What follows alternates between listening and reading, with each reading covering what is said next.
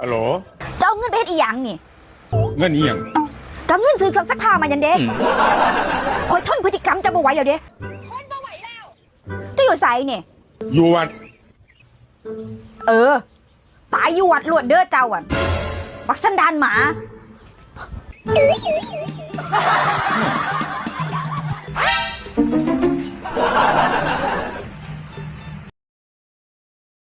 เอาจะมาให้ดียังจะคือว่าตายอยู่วัดพุ่น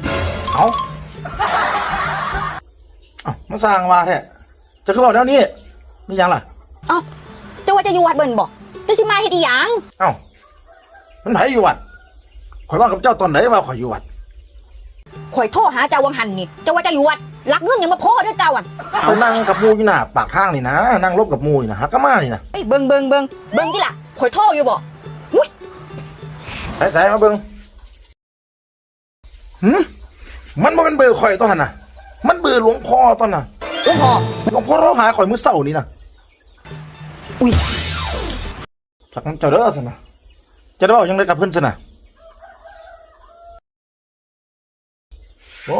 โหจะแล้วซั่นน่ะโอ้ยสอหาได้กินก่อน